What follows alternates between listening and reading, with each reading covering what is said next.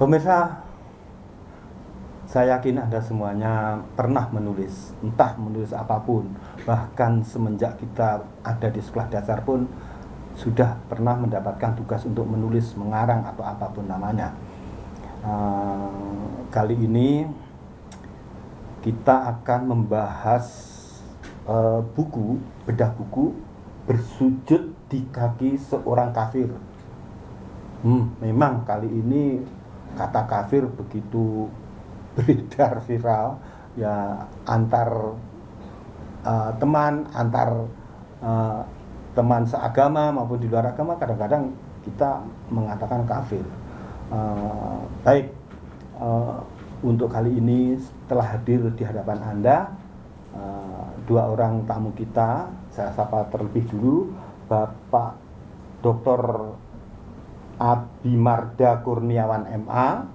Beliau adalah seorang ahli filologi dan pengamat sastra. Selamat datang Pak Abi.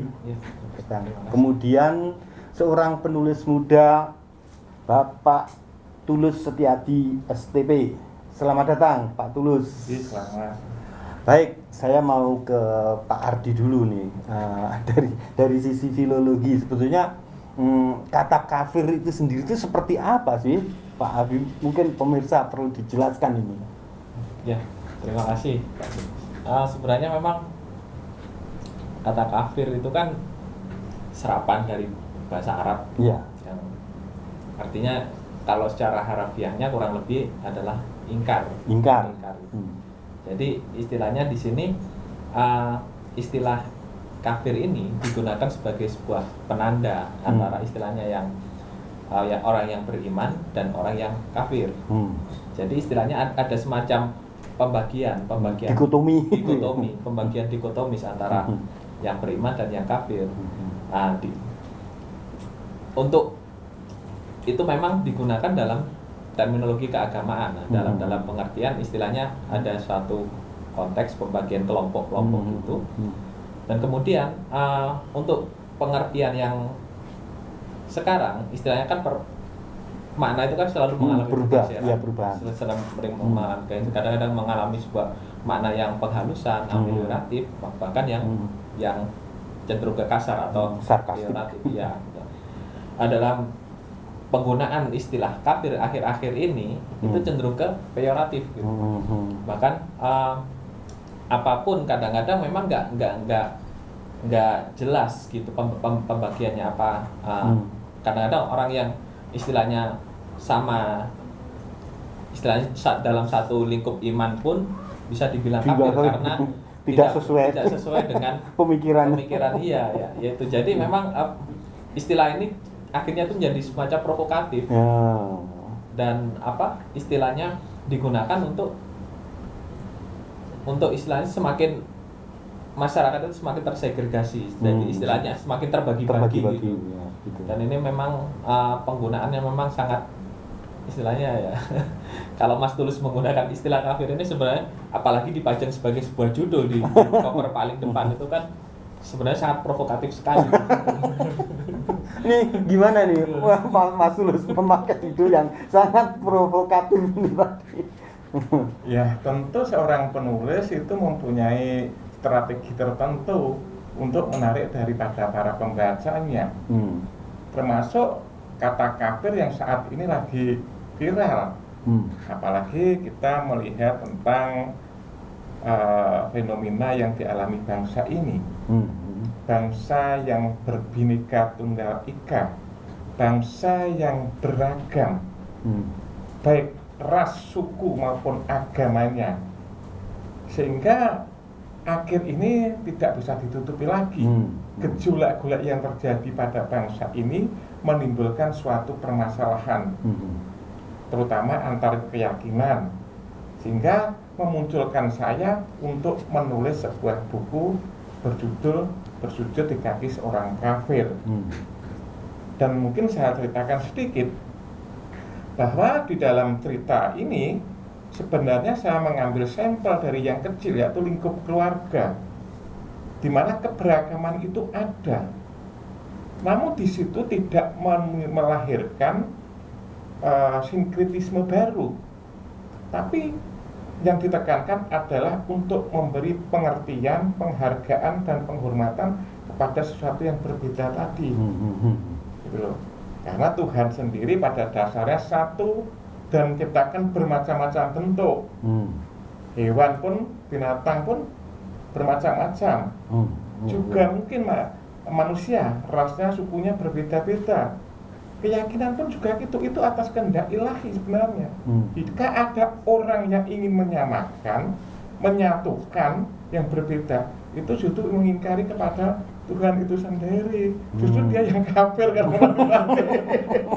yang ingkar itu ya. Kan gitu toh. Gitu. Seorang ibu aja makanya orang Jawa mengenal ibu itu lahirnya wetonnya itu mungkin Sabtu Legi. Anaknya pun ada yang Selasa Wage, ada yang Kamis Pahing dan sebagainya. Anaknya pun nanti punya sifat yang berbeda juga. Ya. Tidak ada yang sama. Ini loh, nanti ada yang berbeda. Jadi kenapa kita tidak memahami perbedaan itu dengan bijaksana? Nah, inilah pada intinya pada cerita di buku ini, gitu Pak.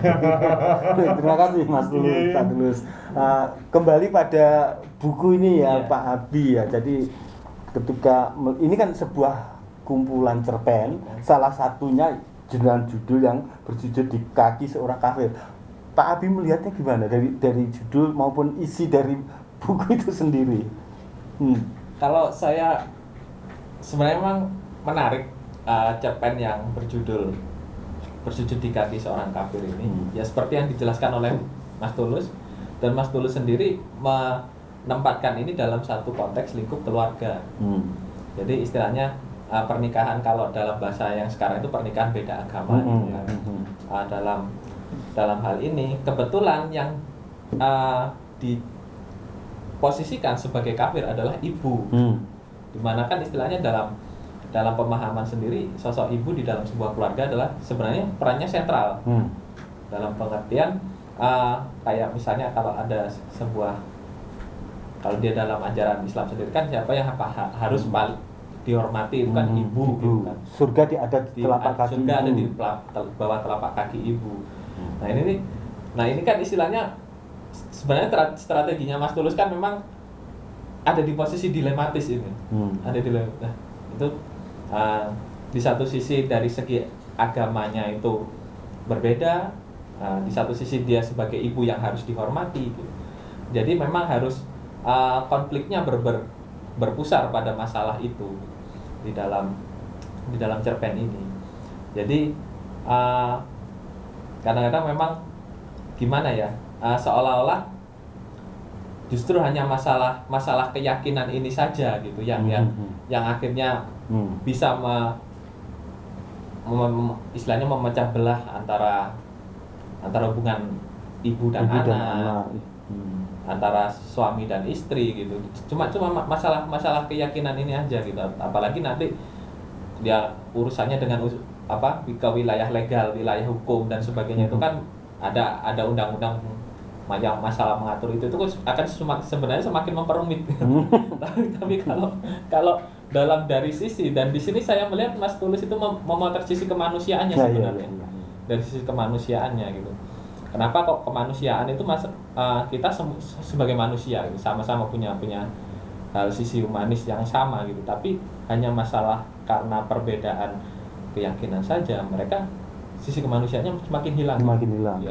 Jadi kenapa itu harus terjadi gitu.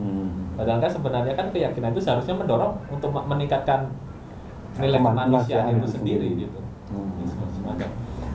Komentar Pak Tulus tentang sisi kemanusiaan yang semakin hilang karena hanya karena perbedaan keyakinan itu tadi, gimana Pak? Saya kira tepat sekali Mas Abi menjelaskan seperti itu, tidak melenceng. Kadang-kadang manusia hidup sebenarnya satu keyakinan, walaupun untuk keyakinan berbeda tujuannya sama, adalah kepada yang Maha Kuasa, pada Tuhan. Jadi jalannya ada yang lewat etan, ada yang lewat kulon dan sebagainya. Nanti jatuhnya juga kepada satu tengah. Cuma kadang-kadang di tengah jalan ada ayal-ayalan, berkelahi. Nah inilah yang tidak akan sampai. Gini loh. Jadi kan kita tujuannya yang agama ini, agama itu, keyakinan ini. itu sama untuk menempatkan diri pada kesempurnaan hidup, menuju kesempurnaan hidup. Bagaimana kesempurnaan hidup itu dicapai? Di dalam bila mana jalannya itu terjal dan akhirnya bertengkar sendiri. Ini yang harus dipahami oleh bangsa ini juga. Jadi tujuan keyakinan, tujuan adanya agama membentuk sebuah kedamaian umat. Jadi inilah yang harus dijaga. Jadi agama dan keyakinan itu sebagai kendaraan, umat itu sebagai sopirnya. Bila mana kendaraan dijalankan dengan baik, itu akan mulia. Tapi kendaraan yang baik, jika supir ugal-ugalan, kendaraan itu akan menjadi perosok, rusak. Yang menyebabkan kerusakan agama adalah penganutnya sendiri sebenarnya. Gitu loh. Gitu. Makanya ini sebenarnya ini mengembang ke sana ceritanya. Ini di luar konteks ini sebenarnya. Ini Mas, aku juga seorang filsuf itu. Lalu kita bicara sampai ke situ. Ya, saya kira sebenarnya masih relevan. Jadi ketika disampaikan bahwa kendaraan itu dibawa oleh seorang sopir yang nggak jelas, itu akan tidak sampai lebih pada kedamaian itu tadi loh. Gimana tuh Pak An? Saya sepakat dengan masalah ini ya. Jadi tergantung istilahnya kembali bagaimana dia menginternalisasi masalah ajaran-ajaran itu, meresapkan ke dalam dirinya gitu. Pada dasarnya memang nggak ada perbedaan gitu. Semua tujuannya ya ke arah kedamaian itu tadi gitu. Karena bagaimanapun istilahnya banyak jalan dalam untuk menuju ke arah situ. Tapi orang-orang malah memilih perbedaannya daripada persamaannya. Itu tadi ya. Itu yang sebenarnya permasalahan yang sekarang ini yang ada di media-media sosial dan sebagainya, yang perang-perang opini yang seperti itu ya. Mereka cenderung mencari perbedaannya daripada persamaannya untuk jalan kedamaian itu gitu. Dan kalau itu dipelihara akan semakin kacau. Iya, itu sangat kacau nanti. Ini Mas Tulus, kalau saya menamakan Anda mempergunakan diksi-diksi emas. Ini persepsi saya ketika salah satunya saya sebutkan gini. Rasanya samudra kasih ibu sudah penuh dialiri kepedihan ini. Atau saya kadang-kadang sampai di sini tuh baca tuh merinding. Merinding. Memang betul. Diksi banyak, nanti ada yang surga tadi. Ada tuh selain itu yang dikatakan ada yang surga itu sebenarnya bukan karena seorang yang kafir, enggak. Surga itu pada iburannya bisa dibaca nanti. Tapi yang memang kita tahu bahwa ibu itu adalah maha penyayang. Sehingga ibu yang telah melahirkan kita, ibu sebagai pengayoman kita, tentu dia telah membimbing kita dari kecil sampai dewasa, sampai besar ini. Jadi kasih sayang seorang ibu itu mungkin melebihi daripada yang lain. Sehingga orang Jawa kadang-kadang mengatakan ada ibu bumi bawa poso barang itu kan.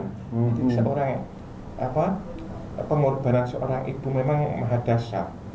Jadi kadang-kadang kalau ada anak yang sampai berani terhadap sama ibunya, kadang-kadang kita memang prihatin sekali.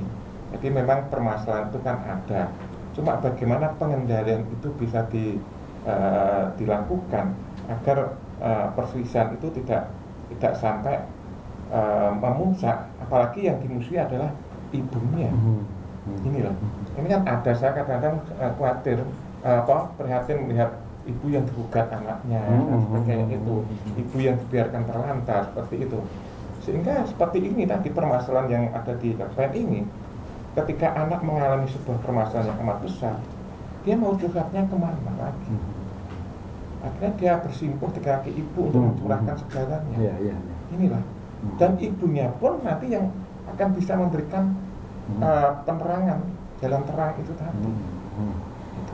Baik, memang benar pemirsa bahwa peran seorang ibu dalam kehidupan Anda sangat begitu hebat. Ketika kita lahir, kita melalui rahim ibu. Ketika kanak-kanak, ibulah yang mendampingi kita. Ketika kita dewasa, ibu tetap ada di dalam hati kita. Tetap di Jala Budaya, kita akan ketemu lagi nanti di sesi kedua.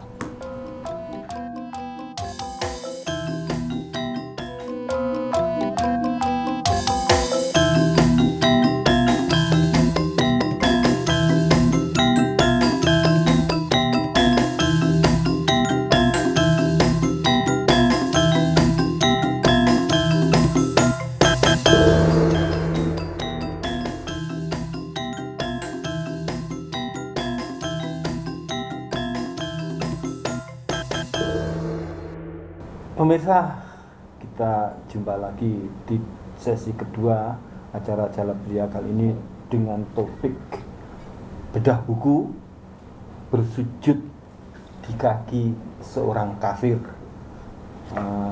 Kalau tadi saya sudah sampaikan kepada Pak Tulus tentang salah satu kalimat yang menurut saya penuh dengan diksi emas.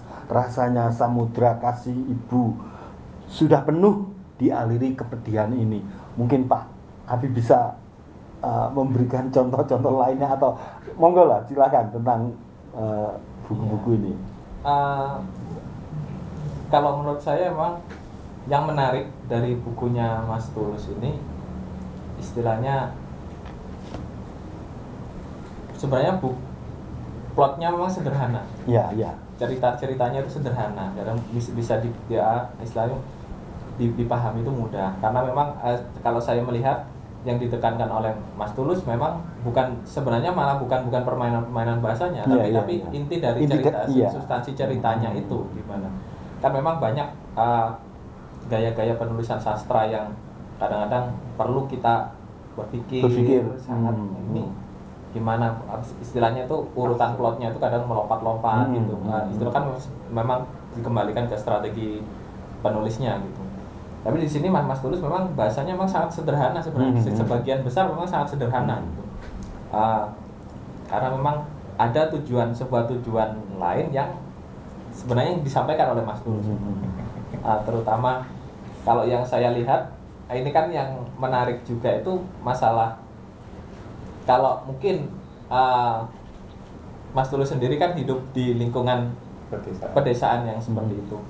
Orang melihat desa itu istilahnya tuh suasananya tentram, bagaimana gitu. Istilahnya orang-orang kota ingin berlibur ke desa gitu, ini menikmati sawah, pemandangan dan sebagainya. Tapi mereka tidak, karena mungkin mereka jauh dari kehidupan desa itu sendiri, tidak merasakan bagaimana lingkungan sosial di dalam pedesaan itu. Ternyata memang banyak sekali menyimpan konflik gitu.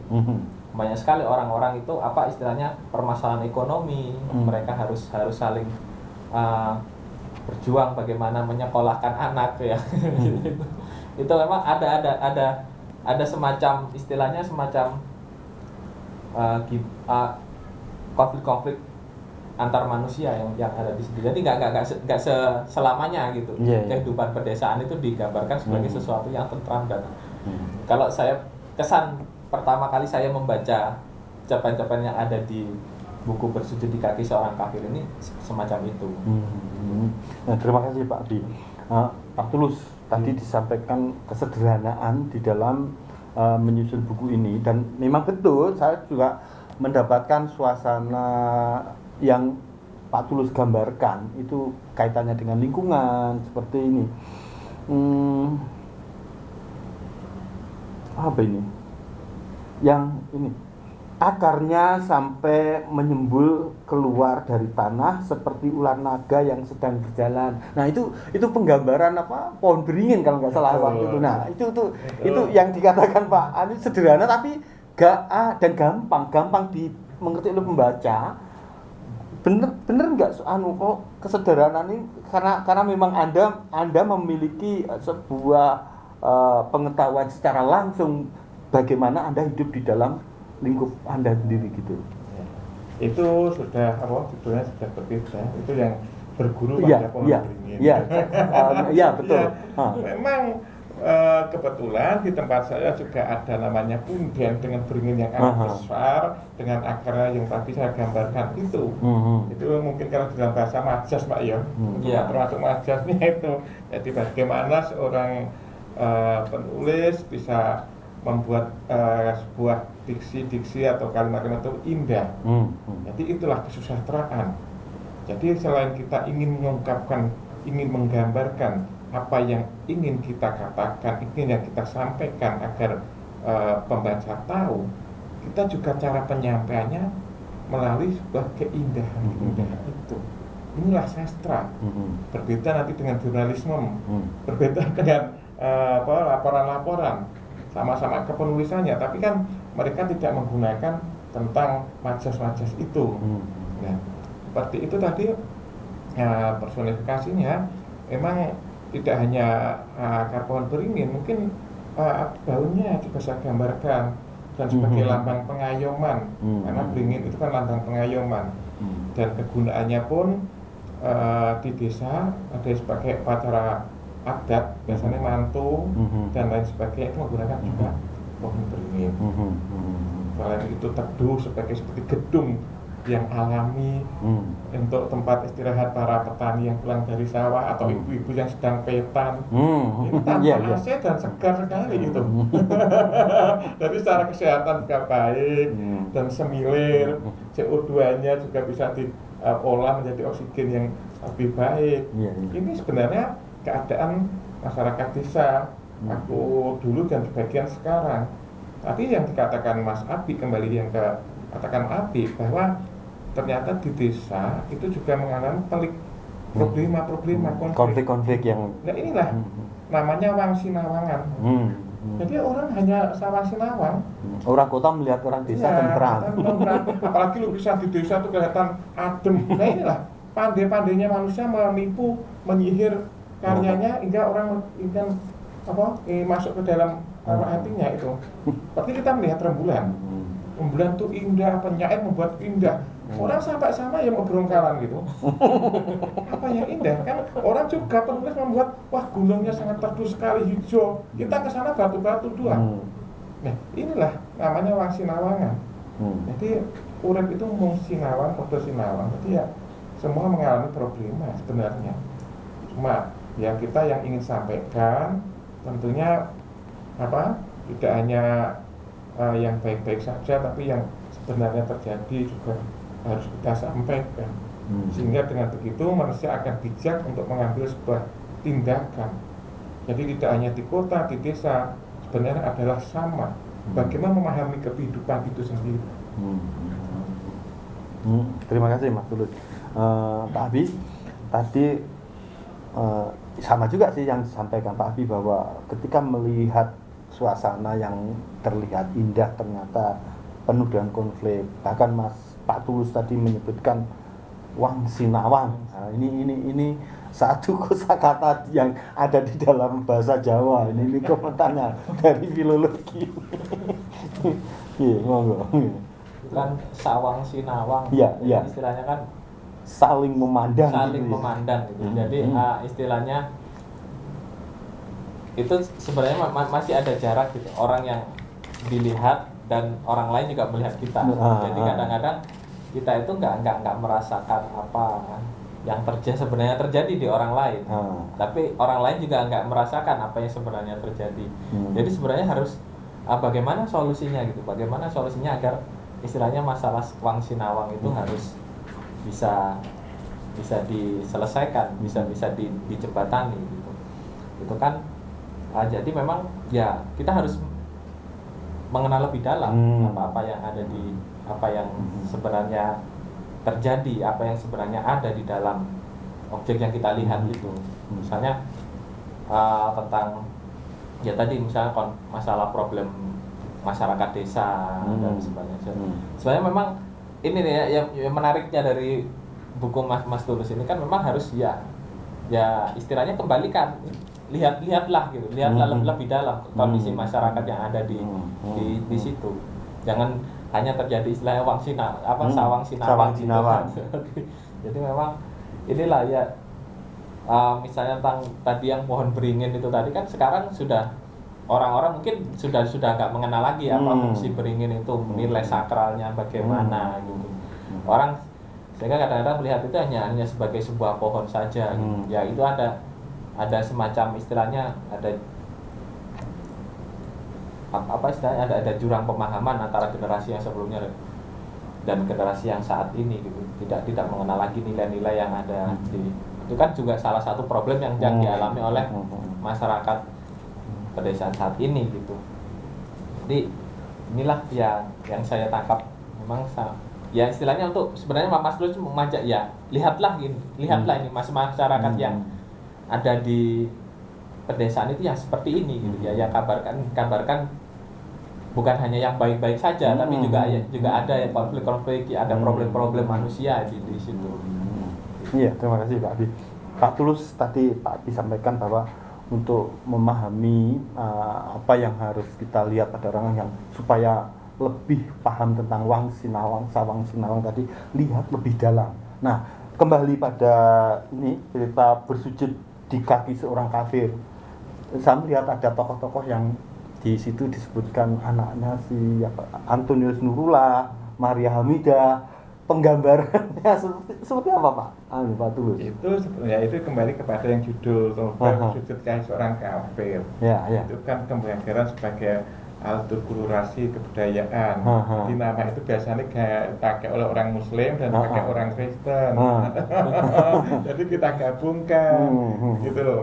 Jadi ya itu aja. Tapi kadang-kadang hanya sebuah nama saja bisa menjadi ayal-ayal. Ya itu. Nah, makanya kita tunjukkan bahwa nama itu hanyalah sebuah tatenger, sebuah pusaka yang diberikan orang tua.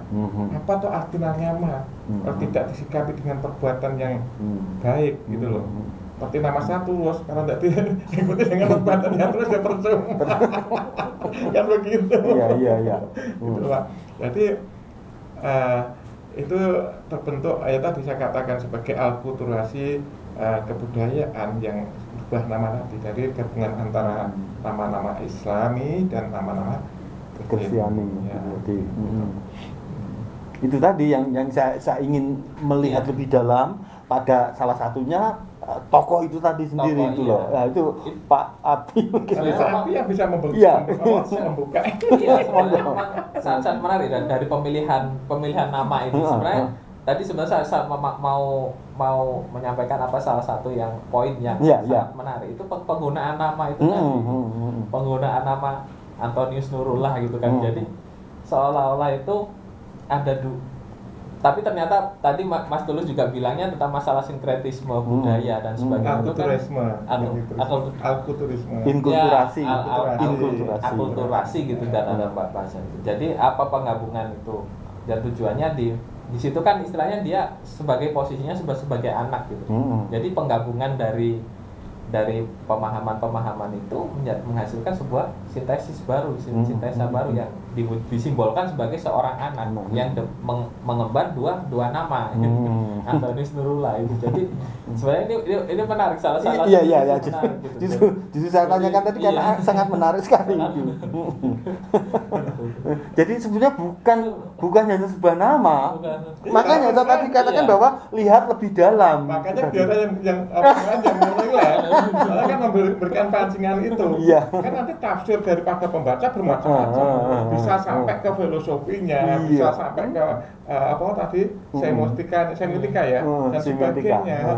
Monggo silahkan, kita menulis memancing kok. Kalau dari sisi filosofinya sendiri bagaimana Pak? Apalagi itu pakai nama Nurullah gitu kan, istilahnya cahaya dari Allah gitu.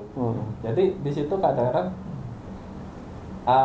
jadi semuanya yang kalau yang saya pahami seperti istilahnya ya itu adalah pancaran gitu, pancaran dari apapun gitu, nggak ada batasan siapa dan apa dia terikat sebagai agamanya ini, tapi di situ ditempatkan sebagai ya semuanya itu adalah pancaran dari cahaya keilahian itu.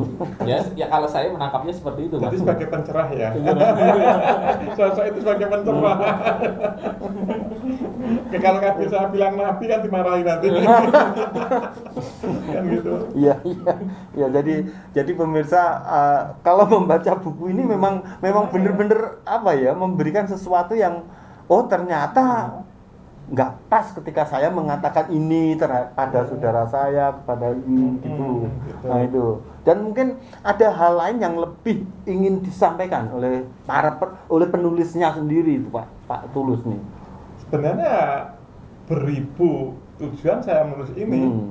Jadi pada intinya tadi sudah saya sampaikan bahwa di dalam ini sebenarnya tidak ada sinkretisme yang muncul, cuma alkulturasinya ada tadi tentang nama. Tapi pada intinya kita pun harus saling menghargai, saling menghormati antara satu dengan yang lain, memahami sebuah perbedaan itu. Jadi jangan adanya perbedaan dibuat tadi Pak, dikatakan problematika yang menjadikan konflik. Bagaimana perbedaan itu dipahami sebagai suatu jalan utama, sebagai keanekaragaman. Ya, inilah harusnya. Jadi janganlah kita yang merah, yang hijau, api sing hijau, apa sing ireng. Itu kan kita sering membaca tentang itu, kita tentang sastra Jawa sebenarnya itu antara yang merah, antara hijau itu pernah gegeran baik yang mana antara kupu-kupu yang itu kan pernah ada, cuma saya lupa terus judulnya apa itu antara kupu yang merah, antara kupu hijau itu saling bertengkar karena warna itu tadi. Jadi mempunyai kelebihan dan punya kekurangan masing-masing gitu loh. Ini Pak Abi, saya juga mendapatkan, saya catat di sini ya. Kalau biasanya orang bicara itu dalam konteks keseharian, aku hanya diam 1000 bahasa, tapi Mas Tulus nulisnya aku hanya bisa membisu 1000 kata. Nah, ada nuansa yang ganjil. Ya, bukan ganjil, ada nuansa yang ya, keindahan, tingkat keindahan yang gimana, Pak? Itu sebenarnya kan memang dikembalikan ke penulisnya saja. Itu masalah kreativitas penulis ya, masalah bagaimana dia memilih diksinya. Soalnya kan memang kita nggak kalau di dalam seni penulisan itu ya kita jangan terjebak ke diksi yang sudah digunakan oleh penulis lain ya itu salah satu kreativitas penulis kan dipertaruhkan melalui bahasanya yang digunakan. Jadi seolah-olah ya di situ mungkin Mas Tulus mungkin mencari mencari penemuan baru gitu, mencari kemungkinan baru penggunaan bahasa yang istilahnya dalam pesannya itu mungkin sama gitu seperti itu. Jadi harus diolah lagi penggunaan bahasanya dan di situ ada, kalau menurut saya dan di situ adalah penemuan dari kebahasaan dari seorang penulis. Di situ adalah prestasi dari seorang penulis ketika menemukan diksi-diksi baru. Terima kasih. Terus tentang ini Pak Tulus bicara tentang kreativitas dalam menemukan diksi-diksi itu gimana Pak Tulus? Kalau saya mengalir sendiri. Tidak perlu pusing-pusing. Tidak pusing-pusing ya. Makanya saya waktu kemarin di Ponorogo mengatakan pada anak-anak, kamu nggak usah berpikir diksi dulu, abaikan diksi dulu. Iya. Karena percuma kalau kamu menulisnya belum lancar, belum bisa menyelesaikan sebuah tulisan, memikirkan ke diksi, nggak akan menulis. Diksi nanti kan akarnya mengalir sendiri sesuai kreativitas penulis. Jadi kalau orang sudah sepaneng dengan diksi-diksi, akhirnya orang jalan malah nggak sambung gitu loh. Tapi berpikir ya, jadi tidak menulis ya jadinya ya. Jadi tulislah dulu lah, tulislah sebagai penulis awal saya katakan, tulislah apa adanya dulu. Nanti di sini akan masuk lama-lama sesuai dengan karakter si penulis itu tadi. Tapi mungkin jam terbang juga berpengaruh ya. Ya, itulah tadi. Kan semuanya butuh proses. Baik, nanti kita akan bicara lebih lanjut lagi tentang prosesnya. Baik pemirsa, tetap di acara Jala Budaya kali ini dengan topik bersujud di kaki seorang kafir. Kita akan ketemu lagi pada sesi ketiga nantinya.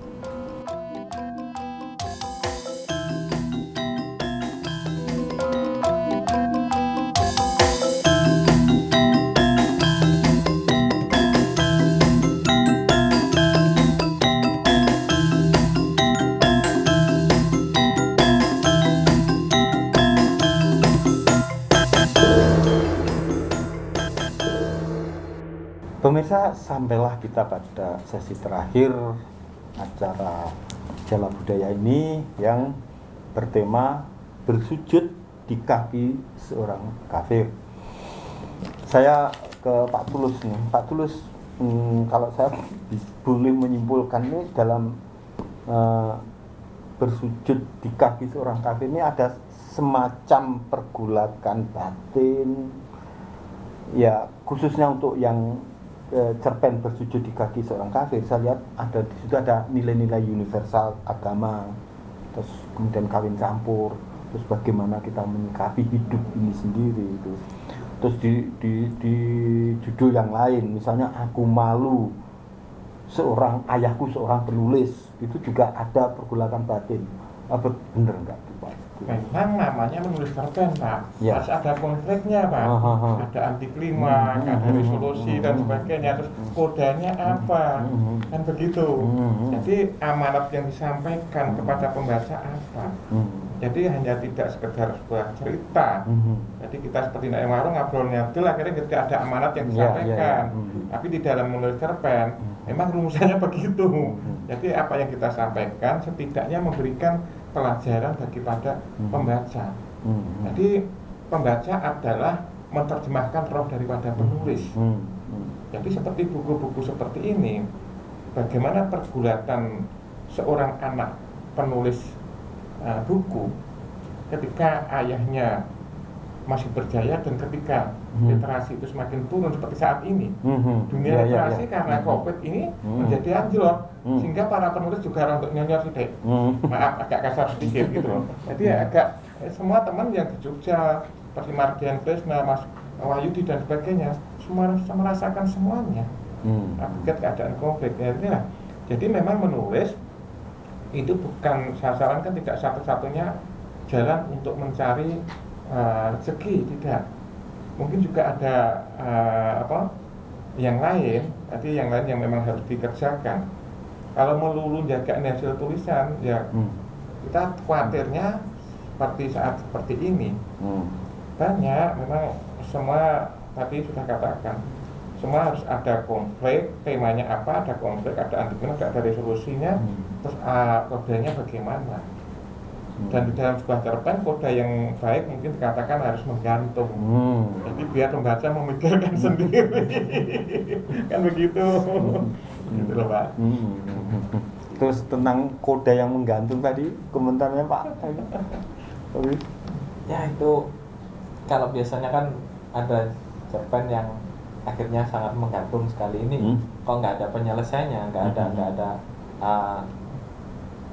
ada istilahnya masalahnya itu kok ada lagi gitu. Jadi sebenarnya memang disinilah cerpen itu inti dari cerita pendek itu. Kita memang nggak bisa menyelesaikan istilahnya ya itu sebenarnya gambaran dari kehidupan ini sendiri. Iya yang terus Karena berjalan. Ya kita harus melihat bahwa apa yang akan ada di depan kita itu kita nggak akan tahu gitu. Kayak kita mungkin masih berpikir meraba-raba dan sebagainya. Itu jadi ketika sebuah cerpen berakhir dengan menggantung, itu sebenarnya itu mengajak kembali mengajak pembaca untuk merenungi lagi gitu. Ini kenapa gitu. Kalau misalnya ini terjadinya nanti si tokoh ini kedepannya itu bagaimana, itu kan sebenarnya pembaca yang mengolah sendiri gitu. Jadi sebenarnya memang kalau menurut saya dari saya sebagai pembaca gitu, ya memang cerpen-cerpen yang berakhir dengan plot yang menggantung gitu, akhir yang menggantung, sebenarnya menarik sekali sebenarnya untuk dieksplor lagi, dibaca lagi terus gimana. Ada nggak kemungkinan untuk membuat novel berdasarkan cerpen-cerpen yang ada gitu ya Pak? Tadi dikatakan Pak Abi bahwa itu cerpen itu menjadi menarik, tapi ketika cerpen itu dibuat menjadi jauh lebih luas lagi, itu gimana Pak? Nah, itu sesuai dengan pikiran saya. Sebenarnya ini mau saya kembangkan jadi novel. Gitu ya. Tidak ada angan-angan situ. Itu mungkin yang ditunggu-tunggu pembaca ya. Novel ini sebenarnya ingin saya kembangkan untuk menjadi sebuah novel dengan tambahan pelaku dan memperluas cerita. Ini memang sudah ada angan-angan dari saya, tapi masih belum sempat. Gitu. Sudah lama ada angan-angan ke situ ada. Katakanlah misalnya dari judul yang bersujud di kaki seorang kafir, bisa saja Mas Tulus menuliskan tadi tentang nama, kenapa ibunya di dalam novel itu nanti, kenapa begitu tuh hal-hal seperti itu. Bagi Mas Tulus ada nggak teknik-teknik tertentu, mungkin membaca juga Jaga ingin tahu apa sih yang dipikir Mas Tulus gitu. Nah, ini perbedaannya antara novel dan cerpen. Kalau cerpen itu bahasanya singkat, padat. Ya. Jadi kalau novel memang harus dijelaskan. Jadi terutama tokoh-tokoh utama.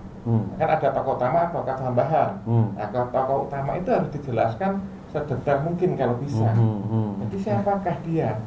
Gitu loh. Jadi ceritanya juga harus diperpanjang, diperluas, mungkin ditambahi dialog-dialog tertentu. Jadi selain untuk memperpanjang halaman juga ingin menambah keasikan daripada pembaca. Di situ, Kak. Karena kalau kita membaca dialog dengan membaca narasi, kadang-kadang orang suka dialog. Karena apa? Terikut ini, terikut cerita, gitu loh. Itu. Ya. Keasikan di dalam menikmati novel itu tadi. Tadi disampaikan Pak Tulus bahwa antara dialog dengan narasi, dan saya juga menemukan di sini bahwa Pak Tulus dengan ya begitu saja lancar menyerahkan pada pembaca. Ini komentarnya Pak. Ini gimana Pak Abi? Ya ini kalau diserahkan ke ya memang semua akan kembalikan ke pembaca ya. Selain penulis juga punya pertanggungjawaban terhadap karyanya itu. Tapi memang seperti yang dikatakan Mas Tulus tadi, masalah cerpen dan novel perbedaannya dari segi narasi dalam jadi memang cerpen sendiri itu kan tumbuh dari istilah muncul pertama kali kan di media-media yang pendek-pendek itu kan, yang ruangnya terbatas, yang orang itu duduk cuma 5 menit kemudian bisa menikmati sebuah cerita daripada kalau novel kan orang butuh berjam-jam berhari-hari gitu. Jadi di sinilah apa istilahnya, kalau menurut saya ya kadang-kadang juga sebenarnya kembali lagi sih masa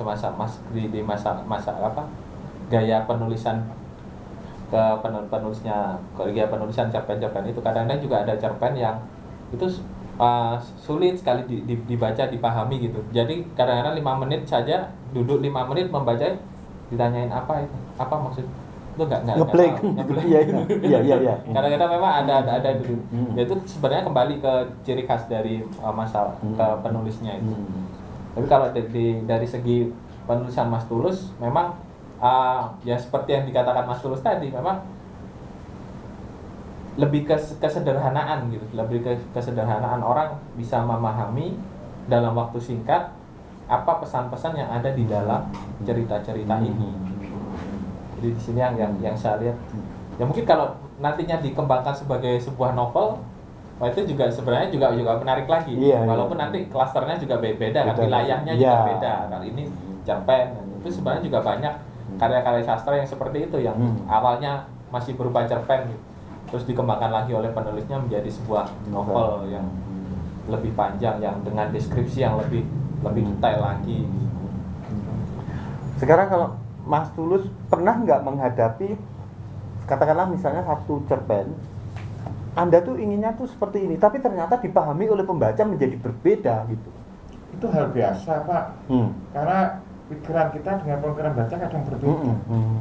Sehingga kalau kita katakanlah para akademis ya, para kritikus sastra dan sebagainya membaca karya seorang penyair, katakanlah Kairin Awal, mereka juga berbeda tafsir. Nah, inilah uniknya daripada sebuah karya. Jangankan novel, kitab suci aja tafsirnya sudah beda kok. Ini kan biarlah saja mereka. Kita serahkan tadi Mas Adi bilang, serahkan pada pembaca. Sekarang ada nggak kegamangan Pak Tulus ketika menuliskan judul yang seperti ini ya tadi? Provokatif tadi. Yang tadi. Ini sebenarnya cerita dulu Pak Bener. Sudah saya mintakan pertimbangan daripada para penulis, termasuk Bu Yunita dan sebagainya. Ada saat pilihan ada 2, Masih Surga di Kaki Ibu dan ini, dan semua penulis saya minta pendapat dari akademik juga. Tapi kenyataannya, karena memang bagi saya 2 ini sangat berat, judul ini. Tapi kenyataannya banyak yang memakai ini karena menantang katanya itu.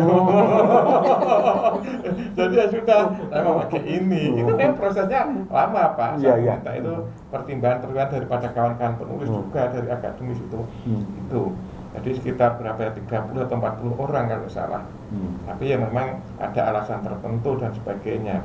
Tapi ya kita putuskan yang ini akhirnya sujud kami surahkan.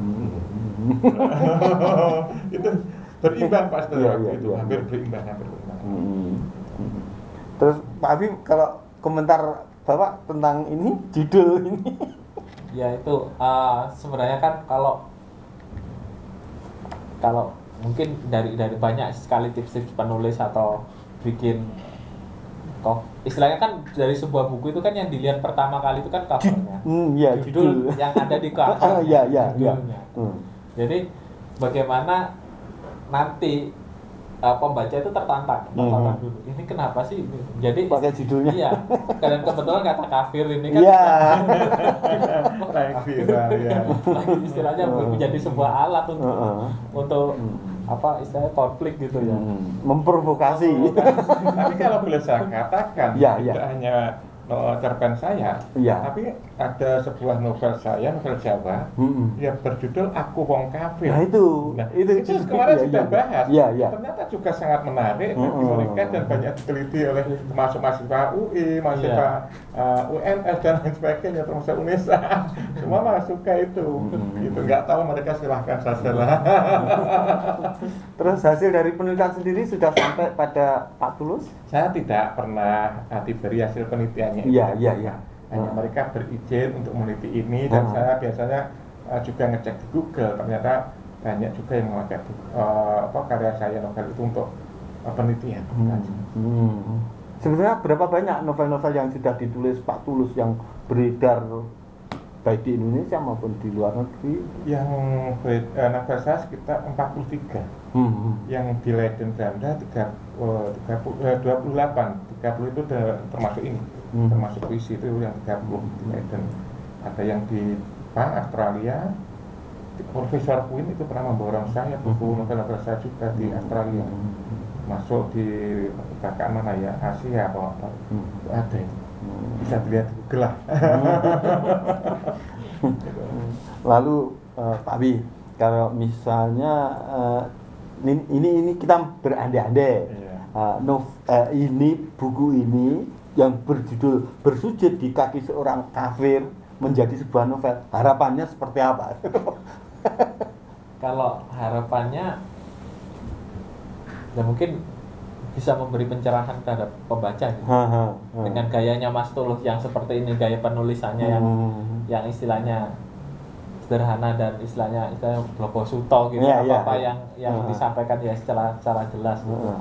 Itu mungkin akan bisa menjadi sebuah bahan permenungan bagi para pembacanya, juga mungkin punya sebuah dampak sosial ke depannya gitu. Jadi sebenarnya kan memang itu kan yang kadang nilai sebuah karya itu kan kalau dia memang punya dampak ke depan bagi kehidupan manusia yang kehidupannya lebih baik. Tanggapannya Pak Tulus tentang harapan untuk mencerahkan pembaca, apalagi bermakna bagi masyarakat itu tadi? Ya tentu memang seperti itu, tentunya akan lebih baik daripada cerpen ini. Sehingga lebih dibabarkan, dikembangkan, cerita-cerita akan lebih luas, sehingga para pembaca akan lebih pencerahannya akan juga lebih luas lagi. Jadi kalau ini mungkin singkat, padat, mungkin kita memang cerpen.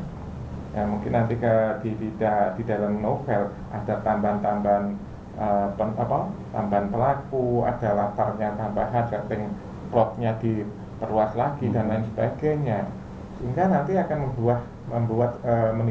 melahirkan sebuah karya yang baru lagi, yang akan walaupun intinya mungkin sama, tapi dengan pengembangan yang berbeda, nanti akan melahirkan sebuah karya-karya yang berbeda pula. Saya tahu bahwa Pak Tulus berkecimpung di komunitas sastrawan di Madiun ya. Pernah nggak membedah buku ini di antara mereka? buku ini baru dibedah di ini di Garda TV. Oh iya. Oh gitu ya, baru kali. Oh. Benar, dulu mau dibedah di salah satu kafe, cuma karena satu hal jadi akhirnya batal. Karena mungkin waktu itu masih koordinasinya masih belum antara kawan-kawan belum fit lah. Gitu. Jadi ya baru dibahas di Garda TV ini. Ya, tapi mungkin karena situasi pandemi juga ya, yang gitu. tapi mungkin ada nih trik-trik tertentu nanti untuk membedah buku ini, Pak Abi. Ya, mungkin kalau tips, kalau saya sendiri ini kalau apa sebenarnya menarik ya kalau lebih ke ditempatkan ke forum yang lebih luas, yang dengan pembaca yang tidak hanya orang dari sastra saja, mungkin dari orang sosiologi, orang antropologi, dan apa istilahnya dari segi mungkin kalau masalah bersujud di kaki seorang kafir ini mungkin dari orang-orang yang misalnya ahli-ahli sosiologi keagamaan atau apa gitu. Mungkin ini kan sebenarnya sangat menarik. Jadi diperluas jangkauan pembacanya, itu mungkin akan bisa memunculkan banyak spektrum pembaca apa istilahnya penafsiran pemahaman yang sangat-sangat luas dan beragam, dan itu pasti saya yakin punya dampak ke depan bagi apa istilahnya kehidupan yang kehidupan sekarang di kehidupan nyata. Dan bagi Pak Tulus sendiri mungkin menjadi inspirasi ketika harus menulis menjadi novel itu tadi. Betul. Harapannya seperti apa? Harapannya nanti kita tidak hanya menulis yang ini saja, tapi walaupun temanya mungkin hampir sama ya, tapi untuk pengembangan cerita, plotnya dan sebagainya mungkin bisa lain. Jadi orang tidak akan jenuh. Jadi kan mungkin kita pada intinya di sini adalah rasa penghargaan terhadap keyakinan yang lain berbeda. Mungkin nanti kita bisa suku lah, antar suku, mungkin saja bisa antar suku, mungkin antara ini bisa antara strata sosial, tapi yang strata sosial itu sudah banyak, bukan antar suku yang belum. Itu kan bagaimana kita memahami antara suku Jawa, suku Sunda, mungkin ada orang Papua mendapat orang Jawa dengan tradisinya berbeda. Nah itu sebenarnya sudah dilakukan di dalam kehidupan sehari-hari. Pak Jokowi itu kan juga itu putra-putranya kan ada yang dari Batak dengan Jawa, tapi mereka bisa. Ini mungkin kalau dikembangkan dalam sebuah sastra itu bisa saja. Baik, mungkin Pak Tulus bisa memberikan closing statement pada pemirsa. Monggo, silakan. Baiklah para pemirsa yang berbahagia, khususnya para pecinta sastra, jangan berhenti untuk berkarya. Sampaikanlah karya-karyamu untuk sebuah kedamaian bangsa dan negara, sehingga kita dengan bersastra kita akan merasa bahagia, damai dan sejahtera. Pak, monggo. Terima kasih. Bagi para pemirsa, sastra itu bukan sekedar bacaan, bukan sekedar alat untuk hiburan atau apa gitu. Kadang-kadang kita mendengar, wah enak kuliahmu di sastra cuma baca novel saja gitu, seperti orang cari hiburan gitu. Bukan, tapi sastra itu pasti punya ada sesuatu nilai yang ditawarkan di situ. Ada butuh pembacaan yang lebih luas, yang lebih dalam, lebih istilahnya lebih subtil, yang lebih halus gitu, untuk memahami sebuah realita kemanusiaan di sini. Karena memang tujuan sastra itu bukan hanya berhenti pada sebuah tulisan, tapi juga kehidupan ini secara umum. Demikian. Ya, terima kasih pemirsa. Baca bersujud di kaki seorang kafir, dan kita jumpa lagi di episode lainnya dalam acara Jalan Budaya. Terima kasih.